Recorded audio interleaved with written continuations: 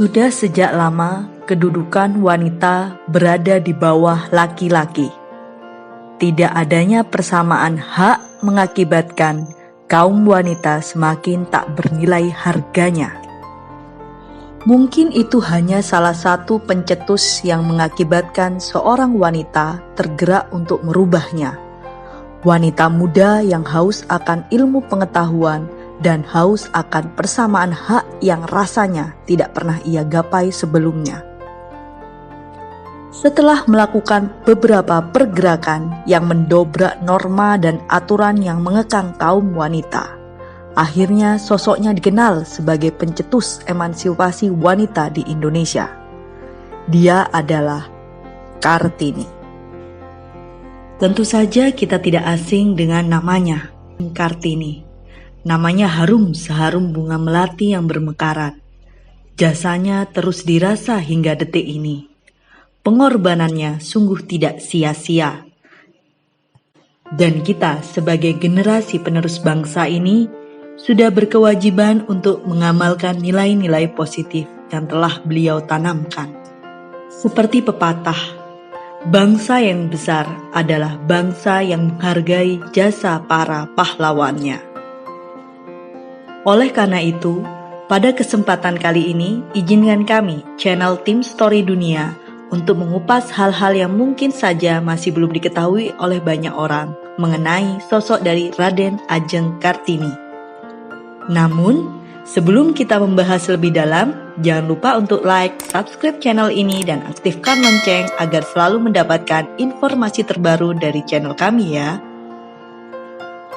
Raden Ajeng Kartini lahir pada tanggal 21 April 1879. Kartini berasal dari kalangan priai atau kelas bangsawan Jawa. Ia merupakan putri Raden Mas Adipati Aryo Sosroningrat, seorang patih yang diangkat menjadi Bupati Jepara segera setelah Kartini lahir. Kartini adalah putri dari istri pertama, tetapi bukan istri utama. Ibunya bernama M.A. Ngasirah, putri dari Nyai Haji Siti Aminah dan Kiai Haji Madirono, seorang guru agama di Teluk Kawur, Jepara. Ayah Kartini pada mulanya adalah seorang wedana di Mayong. Peraturan kolonial waktu itu mengharuskan seorang bupati beristrikan seorang bangsawan. Karena M.A. Ngasirah bukanlah bangsawan tinggi, maka ayahnya menikah lagi dengan Raden Ajeng Morijam, keturunan langsung Raja Madura. Setelah perkawinan itu, ayah Kartini diangkat menjadi bupati di Jepara, menggantikan kedudukan ayah kandung Raden Ajeng Murian, yaitu Raden Adipati Aryo Citrowikromo. Karena aturan itu pula, ibu kandung dari Kartini harus memanggil anak kandungnya dengan sebutan Ndoro. Karena pada hakikatnya, kedudukan ibunya lebih rendah darinya. Hal ini yang juga tidak disukai oleh Kartini. Namun, ia tidak bisa berkutik karena ini adalah norma sosial yang ada. Kartini bersekolah di salah satu sekolah elit yang bernama Eurove Lager School atau ELS. Sekolah ini tak dibuka untuk umum. Ia hanya dibuka untuk anak-anak keturunan Eropa, negara timur, dan anak Indonesia yang berasal dari keturunan bangsawan. Karena itulah, Raden Ajeng Kartini bisa mendapatkan pendidikan yang layak, meski dalam masa penjajahan Belanda. Namun, di usia muda, Kartini dihentikan pendidikannya dan hanya diam di rumah karena ia seorang perempuan. Tradisi ini dikenal dengan istilah pingitan.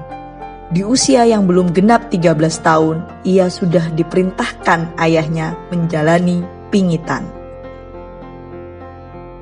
Pupus sudah impian Kartini untuk melanjutkan sekolah di Hoger Burger School atau HBS.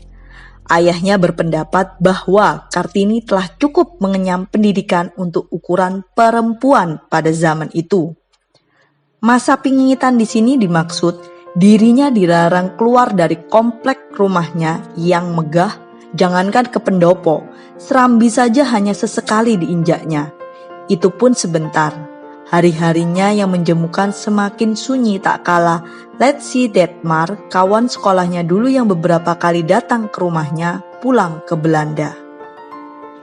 "Berlalu sudah, masa muda yang indah sudah berlalu," tulis Kartini menggambarkan nasibnya dalam salah satu suratnya kepada Rosa Manuela Abendanon Mandri, istri kedua Jacques Henry Abendanon, Direktur Departemen Pendidikan, Industri dan Agama Hindia Belanda.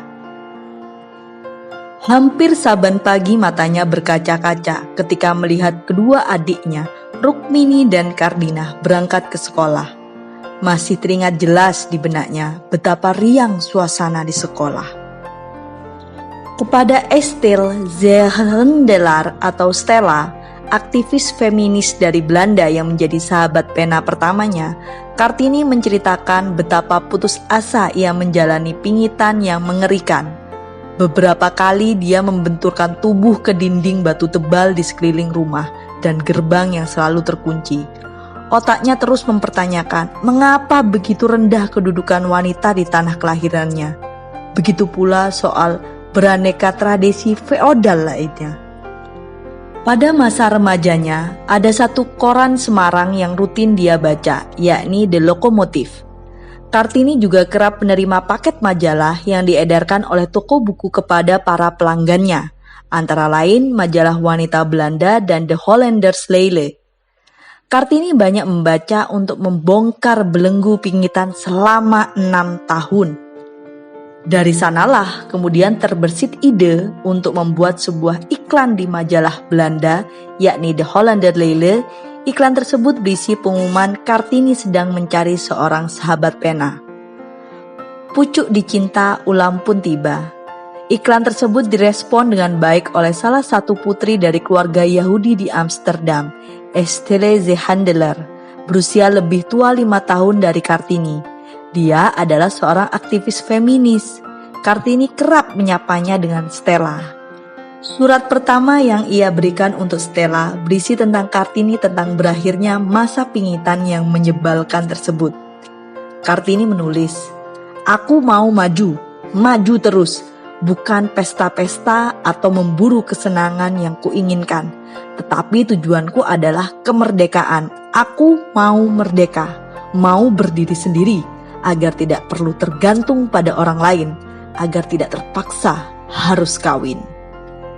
Kartini juga membicarakan buku-buku yang telah ia baca kepada Stella, seperti buku Max Havelaar karya Multatuli atau Edward Douwesdekker. Ia terpukau dengan riwayat penulisan buku tersebut yang pernah menjadi asisten residen di Lebak. Namun Kartini juga gelisah dengan penderitaan rakyat pribumi.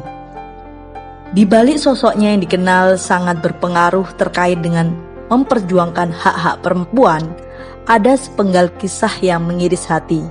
Dalam hidupnya, Kartini tidak asing dengan kehidupan keluarga poligami. Ia sendiri merupakan putri dari Raden Mas Adipati Aryo Sostroningrat dan M.A. Ngasirah. Sang ibu itu bukanlah satu-satunya istri sang ayah, karena ayah Kartini kemudian menikah lagi dengan Raden Ajeng Wurjam yang berdarah biru. Kartini memiliki sikap sendiri terkait poligami. Ia menentang soal poligami karena menurutnya sejumlah adat yang terlibat di dalamnya dianggap menyiksa dan merugikan perempuan. Selain soal poligami, Kartini juga punya sikap soal gelar bangsawannya. Dirinya tak merasa bangga dengan gelar bangsawannya dan membebaskan adik-adiknya untuk memanggilnya cukup dengan sebutan nama tanpa Raden Ajeng, cukup Kartini. Meski Kartini sendiri menentang poligami, pada akhirnya ia harus menerima kenyataan saat dinikahkan dengan seorang bupati Rembang bernama Adipati Joyoadiningrat. Pada masa itu, usia 24 tahun dianggap perawan tua jika tidak segera menikah. Dan atas nama kecintaan dan baktinya kepada sang ayah, Kartini menerima pernikahan tersebut. Tapi, dia mengajukan syarat. Kartini mengajukan sejumlah syarat agar mau dinikahi, yang saat itu sudah punya 3 istri. Kartini tak mau melakukan prosesi adat berjalan jongkok, berlutut dan menyembah kaki suami. Selain itu, Kartini juga ingin dibuatkan sekolah serta mengajar di Rembang. Dalam kesehariannya, Kartini menghendaki berkomunikasi dengan bahasa Jawa. Dengan terpenuhinya syarat-syarat tersebut, Kartini pun akhirnya menjadi istri keempat Adipati Joyo Adiningrat. Raden Ajeng Kartini tidak mengalami masa tuanya. Dia tutup usia saat menginjak 25 tahun pada 17 September 1904 di Rembang. Surat-surat yang dibuatnya kala itu kemudian diterbitkan menjadi buku oleh sahabat karibnya saat menjadi Menteri Kebudayaan, Agama, dan Kerajinan Hindia Belanda, J.H. Abendanon. Diterbitkan oleh Balai Pustaka, buku tersebut berjudul Habis Gelap, Terbitlah Terang. Sebelumnya diberi nama Door Duisternis Tollits yang artinya dari kegelapan menuju cahaya. Sekian beberapa fakta menarik dari seorang Kartini. Nantikan kisah-kisah menarik lainnya dari segala penjuru dunia di channel Story Dunia. Bye-bye.